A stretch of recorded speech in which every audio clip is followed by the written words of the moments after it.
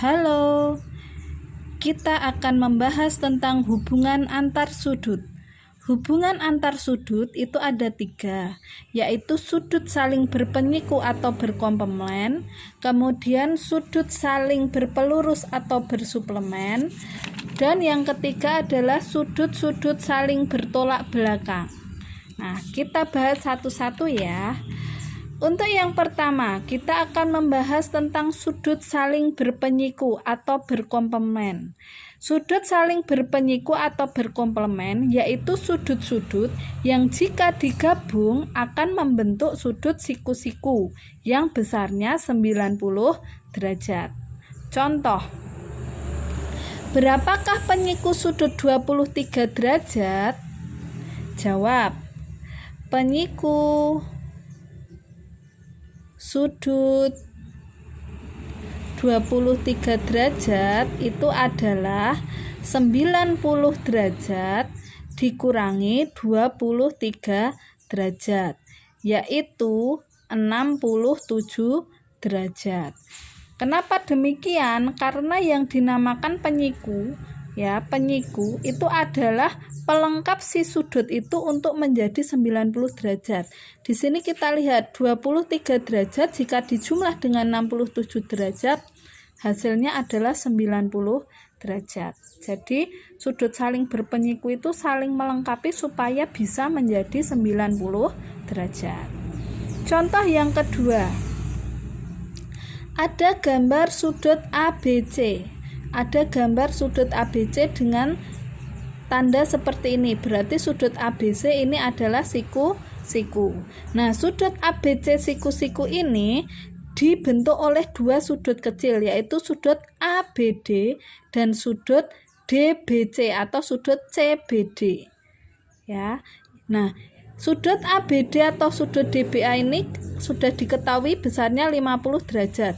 Yang belum diketahui adalah sudut CBD atau DBC ini. Ini berapa? Nah, kita akan mencari sudut CBD itu berapa. Ya. Jadi, ini dua sudut kecil ini kita jumlah. Jawab di sini ya. Jawab. Sudut CBD ini jika dijumlah dengan sudut DBA itu hasilnya harus 90 derajat karena saling berpenyiku. CBD dicari, berarti ini tetap CBD ditambah DBA berapa? 50 derajat sama dengan 90 derajat. Jadi sudut CBD sama dengan 90 derajat dikurangi pindah luas 50 derajat. Sudut CBD sama dengan 40 derajat.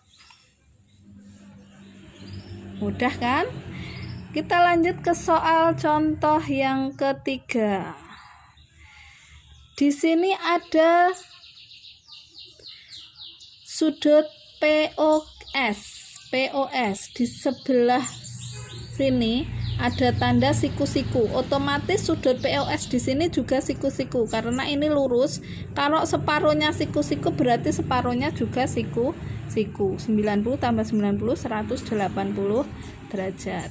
Nah, sudut siku-siku POS ini dibentuk oleh 3 sudut kecil, yaitu POQ, kemudian QOR, kemudian ROS. Pertanyaannya adalah berapa besar sudut QOR? Nah, QOR itu 2M itu sebenarnya berapa derajat sih? Gitu kan? Nah, untuk bisa mengetahui besarnya QOR atau sudut-sudut yang lain, kita harus menemukan dulu kuncinya. Kuncinya di mana? Kuncinya di variabel M. Nah, M ini harus kita ketahui dulu. Ya, kita mau cari M dulu. Cari M. Nah, ini kita jumlah semuanya. Ini kalau dijumlah semuanya 3 ini menjadi siku-siku. Berarti sudut POQ ditambah sudut QOR ditambah sudut ROS sama dengan 90 derajat. POQ berapa? 3M derajat. QOR 2M derajat. ROS M derajat sama dengan 90 derajat. Nah, 3M tambah 2M tambah 1M 6M derajat sama dengan 90 derajat. M-nya sama dengan 90 derajat dibagi 6. Jadi M-nya ketemu 15 derajat. M-nya ketemu 15 derajat. Nah, sekarang setelah M-nya ketemu, kita bisa mencari QOR. Jadi besar sudut QOR tadi berapa? Di gambar ada 2M. 2M derajat berarti sama dengan 2 dikali M-nya berapa? 15 derajat. Ketemu 30 derajat. Seperti itu ya. Nah, itu contoh untuk sudut saling berpenyiku. Sekarang kita lanjut pembahasan mengenai sudut saling berpelurus atau bersuplemen. Sudut saling berpelurus atau bersuplemen yaitu sudut-sudut yang jika digabung akan membentuk sudut lurus yang besarnya 180 derajat. Langsung ke contoh. Nomor 1. Berapakah pelurus sudut 115? Ya, caranya sama seperti yang penyiku tadi. Bedanya cuma ini pelurus ya, 180. Jawab. Pelurus sudut 115 derajat itu sama dengan, karena pelurus berarti 180 derajat dikurangi 115 derajat. Ketemunya adalah 65 derajat. Ya, kita lihat di sini 65 derajat itu kalau ditambah 150 derajat akan pas menjadi 180 derajat. Jadi pelurus itu adalah pasangan sudut supaya si sudut itu bisa menjadi lurus atau menjadi 180 derajat. Oke, lanjut ke contoh nomor 2. Di sini ada gambar sudut seperti ini. Tentukan besar sudut DAE ya. Jadi ini sudut lurus BAE, sudut lurus BAE ini digabung atau dibentuk oleh 3 sudut kecil, yaitu sudut BAC, kemudian sudut CAD dan sudut DAE.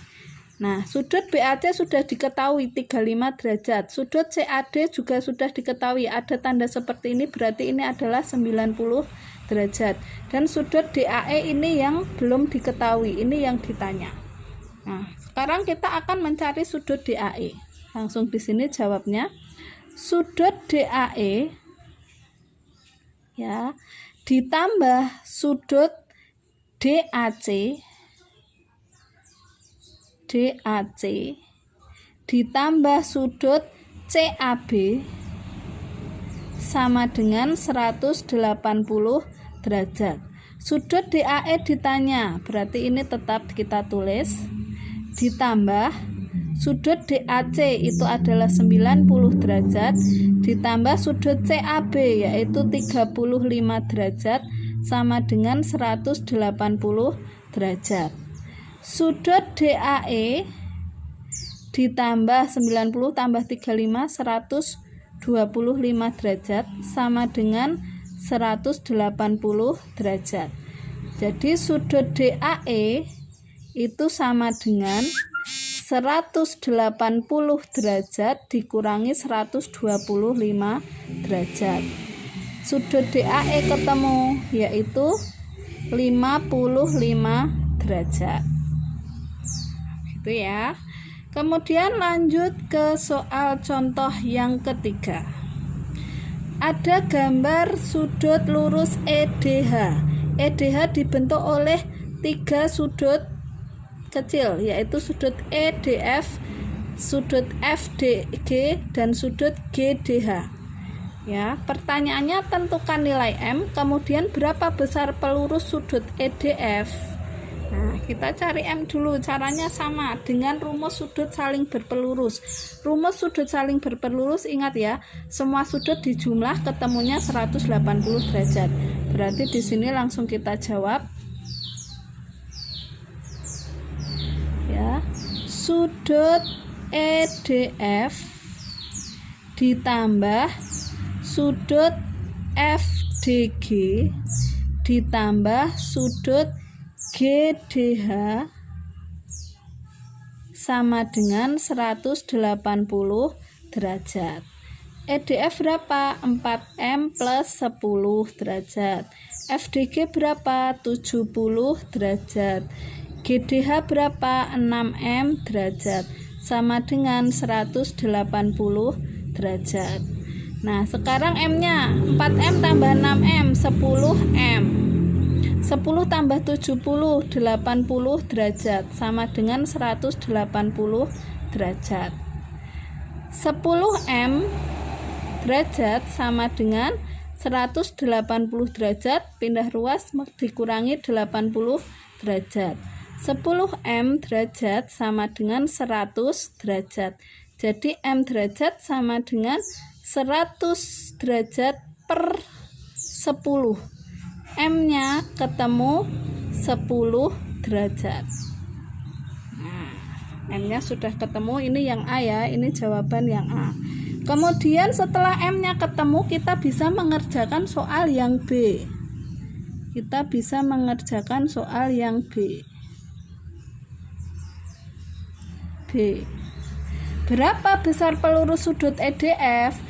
Untuk mengetahui besar pelurus sudut EDF, kita harus tahu dulu berapa besar sudut EDF. Kita lihat di sini EDF tadi berapa? EDF 4M plus 10. 4M plus 10 derajat. Berarti 4 kali M-nya berapa? 10 derajat ditambah 10 derajat. Sama dengan 40 derajat ditambah 10 derajat sama dengan 50 derajat. Jadi pelurus sudut EDF sama dengan, pelurus itu 180 derajat dikurangi EDF-nya berapa? 50 derajat. Berarti pelurusnya adalah 130 derajat. Ya. Kita cek 50 tambah 130 plus pas 180. Itu untuk sudut saling berpelurus atau bersuplemen. Selanjutnya, hubungan antar sudut yang terakhir atau yang ketiga adalah sudut-sudut yang saling bertolak belakang. Nah, sudut-sudut yang saling bertolak belakang ini besarnya sama, ya. Di sini Bu Ika ada contoh dua garis yang saling berpotongan di tengah-tengah sehingga menghasilkan 4 sudut. Nah, dari gambar ini pasangan sudut yang bertolak belakang adalah, ya, bertolak belakang itu kalau bahasa Jawanya gampangnya cedit-ceditan. Nah, sudut yang cedit-ceditan itu adalah besarnya sama. Contohnya ini.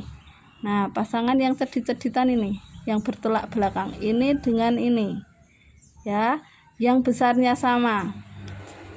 Jadi kalau kalian mau membuktikan, kalian bisa membuat gambar garis seperti ini di kertas, kemudian yang ini kalian gunting, kemudian kalian pasangkan di sini, pasti akan sama, gitu ya.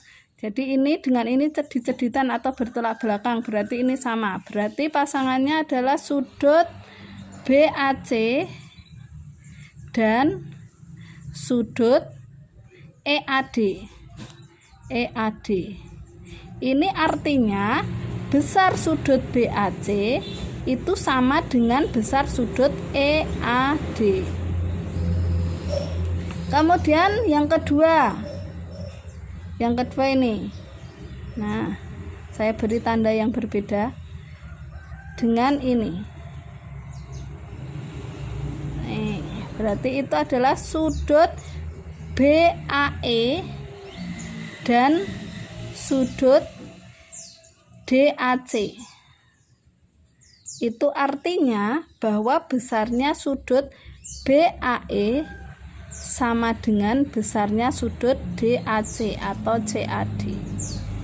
Nah, itu ya. Jadi kuncinya sudut saling bertolak belakang itu besarnya sama.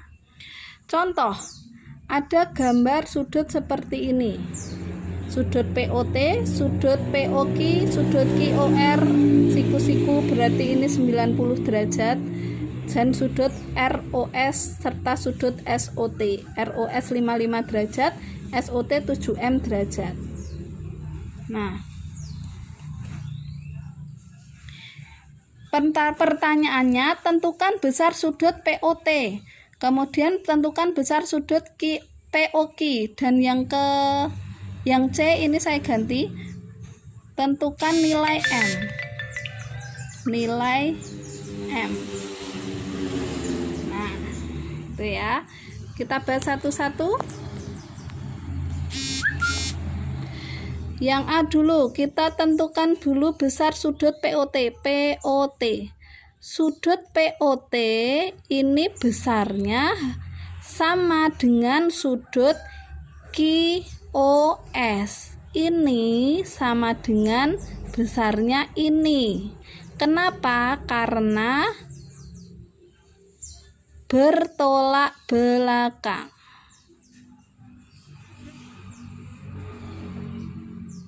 Jadi besarnya sudut POT itu sama dengan QOS kan, berarti ini 90 derajat ditambah 55 derajat. Sudut POT sama dengan 145 derajat. Udah kan? Nah, kemudian kita mencari besar sudut POQ. Besar sudut POQ B. Sudut POQ. Nah, POQ ini ya, POQ ini bertolak belakang dengan SOT. SOT kita belum tahu, masih 7M. Nah, POQ ini kita mencarinya dengan saling berpelurus dengan ini. Nah, jadi sudut POQ itu ditambah sudut POT itu harus menjadi 180 derajat karena lurus. Nih, ya, ini dengan ini. Ini berpelurus.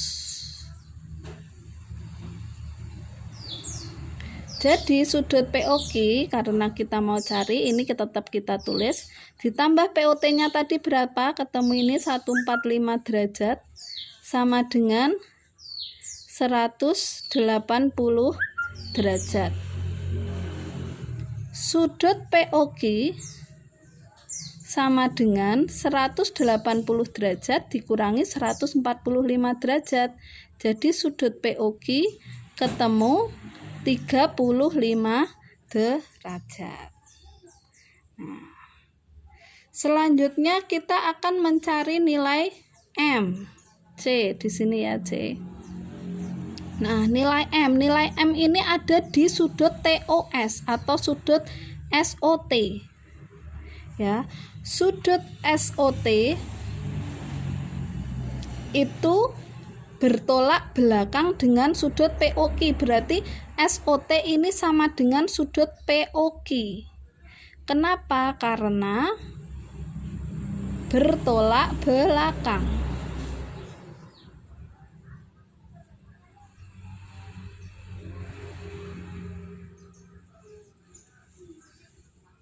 Ya, karena bertolak belakang.